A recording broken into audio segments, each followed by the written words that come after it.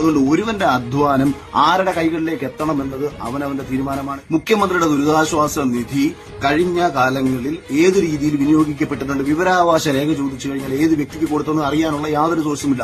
ഇവർ ഒരു total amount പറഞ്ഞു കളയുന്നതല്ലാതെ ഇത് കൃത്യമായിട്ട് എവിടെ വിനിയോഗിച്ചു. കോവിഡ് വന്ന സമയത്ത് KSFക്ക് ലാപ്ടോപ്പ് വാങ്ങാൻ വേണ്ടിയിട്ട് കൊടുത്തത് 81.43 കോടി രൂപയാണ്. ഫുഡ് ഗ്രെയിൻസും മറ്റും മേടിക്കാൻ വേണ്ടിയിട്ട് സിവിൽ സപ്ലൈസസിന് 450 കോടി രൂപ. സഹകരണ മേഖലയിലെ ബാധ്യതകൾ പരിഹരിക്കാൻ, സാമ്പത്തിക ബാധ്യതകൾ പരിഹരിക്കാൻ, BPLകാരുടെ ബാധ്യതകൾ പരിഹരിക്കാൻ വേണ്ടിയിട്ട് 147.82 കോടി രൂപ. എമർജൻസി ഫിനാൻഷ്യൽ അസിസ്റ്റൻസ് ആയിട്ട് 457.58 കോടി രൂപ. 6000 രൂപ പെർ പേഴ്സൺ. കേരളത്തിൽ ഈ 6000 രൂപ ആർക്കൊക്കെയാണ് ലഭിച്ചത് എന്നുള്ളതിന്റെ കൃത്യമായിട്ടുള്ള കണക്കുകൾ നിങ്ങൾ പുറത്ത് വിടേണ്ടതാണ്. വീട് നഷ്ടപ്പെട്ടവർക്ക് 2367.97 കോടി രൂപ. സ്മാൾ സ്കെയിൽ ഇൻഡസ്ട്രീസിന് വേണ്ടിയിട്ട് 26.37